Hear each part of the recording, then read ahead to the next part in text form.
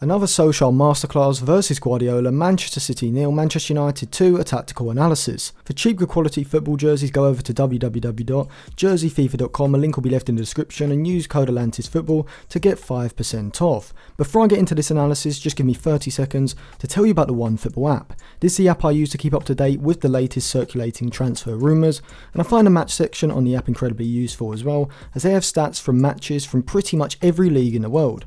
If you like this channel, you'll definitely love this app, and you'll be helping to support the channel directly, so click the link in the description to get the OneFootball app. So going into the game, Guardiola lined up his side in a 4-3-3 system with Ederson in goal, Stones and Diaz as centre-back pairing, with Cancelo at right-back, Zinchenko at left-back, Rodri playing as a deep single pivot in midfield with Gundogan and De Bruyne ahead of him.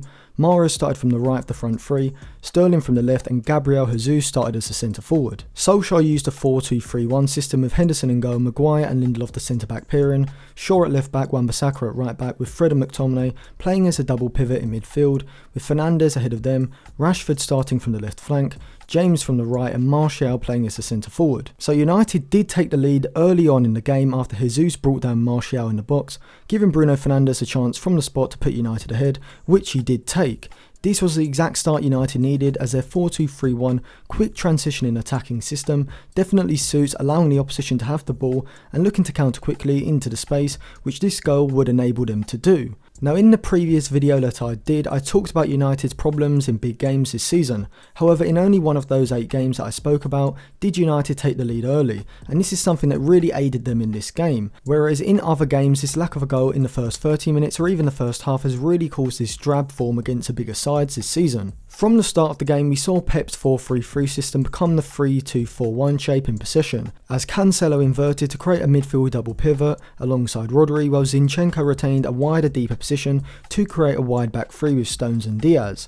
This 3-2 shape in the build-up is used by City to give them a wide base to circulate the ball, and if you want more detail on why this shape is so effective in possession, check out my video analysing Guardiola's possession shape at City. It will be linked in the eye above and in the description below. In this shape, Cancelo and Rodri play as a double pivot, and this allows Gundogan and De Bruyne to push up the pitch and play in the half spaces between the lines of United's defence and midfield, with Mahrez and Sterling holding their advanced width on the flanks. United defended in their usual 4-2-3-1 shape, with Fernandes not sitting alongside United's centre-forward out of possession, as he does in most games. Instead, he sat slightly deeper, and this was done so that he could pick up Rodri and instantly apply pressure whenever the Spaniard received the ball. United weren't pressing overly aggressively, allowing City to have the ball until they reached the middle third. However, United, as they do like to do, were using a trigger press. This meant that when a pass would go backwards to one of the City centre-backs, either Fernandes or Martial would initiate an aggressive press, giving the signal to James or Rashford to close down Stones or Zinchenko when the pass went out to them in a wider position. This would then see Fred push up from a deeper midfield position to man-to-man press Cancelo, whilst Shaw would push up onto Mahrez when he dropped deep on the right flank, allowing United to pen City in and force them into a long or misplaced pass. City's possession system is based off getting players on the ball in the space between the opposition's defence and midfield lines, and we saw in this game that Cancelo would push up into the right-sided half space, with Gundogan in the left-sided half space looking to make runs from deep in behind Lindelof. De Bruyne's role was interesting, as he was given complete freedom to roam wherever he wanted. He would often start centrally, looking to pick up space in between or behind McTominay and Fred, but as United defended this area well, De Bruyne was also drifting out to each flank. When De Bruyne would take up a wider position on the flank, Mahrez or Sterling, depending on whose side it was, would drift infield and take up a narrower position. This meant that City constantly had 2 or 3 players dropping into the space between the lines. However, Fred and McTominay were very good at stopping these passing lanes opening up. They would sit a lot deeper than usual, and also were not afraid to follow the City player in their space into a wider position, expanding the space between them. Because City's possession shape is so well organised positionally, they were able to break down United as the first half went on and work the ball into the final third. However, because Fred and McTominay were retaining deeper positions, City weren't able to get De Bruyne or Gundogan on the ball in behind them, running at the 2 centre-backs, and therefore, whenever they did receive the ball in the final third, McTominay or Fred were quick to get goal side and limit City to shots from outside the box. With City unable to work the ball through Fred and McTominay, we often saw them shifting the ball out to Sterling and Mahrez so that they could isolate the United fullbacks in one-on-ones in the box. However, United's fullbacks are excellent defensively in one-on-ones and had the composure, concentration and reading of the game to not overcommit against the City wingers to stop them being able to beat them down the line or cut inside on their stronger foot. In terms of when on the ball, United will look to transition the attack quickly, as you would expect, having Fred or McTominay carry the ball forward when the ball was won back in their own half, and play a quick vertical pass into Martial, who would often drop off from the forward line, receive the ball with his back to goal, and either turn with the ball to dribble away from his marker, or lay the ball off to bring the midfield into play, from where then Bruno Fernandes or Fred could look to play a forward pass into Rashford or James, making darting runs forward down the flanks. We did see out of possession City press in a 4-1-4-1 shape in United's defensive third when they looked to build out from the back. De Bruyne and Gundogan would push up onto McTominay and Fred in order to man-to-man press them. City were very good at winning the ball back when United tried to play a pass out of their defensive third into the middle third, due to City's deeper players sticking tight to United's attackers to win the ball back. It did seem like maybe in the second half Pep would alter his position shape slightly, maybe instructing Cancelo to vacate the inverted fullback position and instead pull out wider.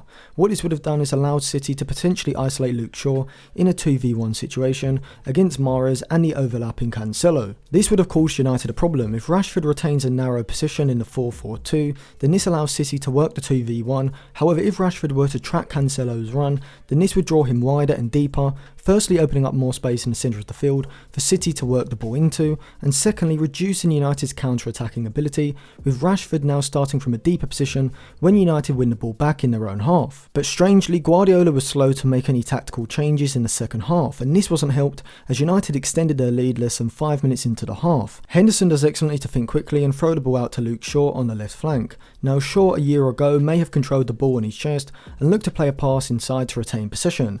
However, now with his added physicality and confidence, he was able to drive the ball past Cancelo, progressing the ball from the United defensive third all the way to the edge of the City box with his explosive dribble. And when he receives the ball back from Rashford just inside the box, his increased confidence can once again be seen as he takes one touch before driving the ball low and hard into the far corner past Ederson. From here on, United were in a perfect position, but I still thought that Guardiola could have changed things even after this goal. With Jesus playing as a centre forward, I felt Maguire and Lindelof were comfortable, having Jesus sit alongside them and making runs in behind them. If City had used a false nine like Foden or De Bruyne from the start, who was dropping off from the forward line, then this could have potentially dragged Lindelof or Maguire into areas they weren't comfortable defending in, and created space for players like Gundogan to make runs into from midfield. The last 20 minutes of the game showed what Pep should have changed earlier on. With Foden on moving in field from the left, City now had a player who could carry the ball at pace from out wide into central positions. Here, when he's able to do this and shift the ball out to Mahrez, City are able to create a 2v1 situation against Shaw, which, as I previously said, I thought this was the best way of exposing this United defence. De Bruyne overlaps and his low cross finds Foden in the box, whose shot goes wide, but this was probably City's best opportunity in the match. United defended flawlessly throughout the match and managed to see out the 2-0 victory. McTominay and Fred were excellent at tracking the runs of Gundogan and De Bruyne from those half space areas, and proves why they excel in these types of games, with their ball winning ability and energy perfectly suited to their roles in this system. Whilst I have been critical of Wan-Bissaka's attacking output in recent weeks, I think he's perfectly suited to these games where he's going to face a lot of one-on-ones, and he, like Shaw, defended brilliantly in those positions.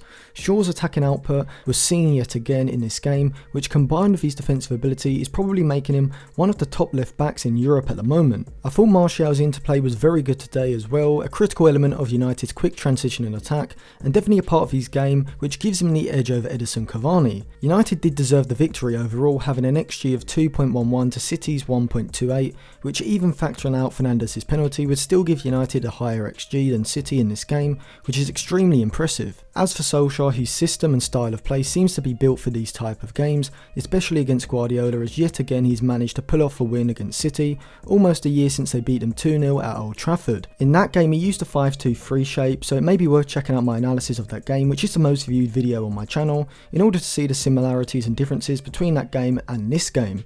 I'll leave it linked in the description and the eye above as always. So thank you for watching. If you enjoyed that video, remember to subscribe to the channel and click the bell so you get notified when my videos come out. Give the video a like if you enjoyed it. Follow me on my other social media accounts as well, and check out some of my other videos linked in the description.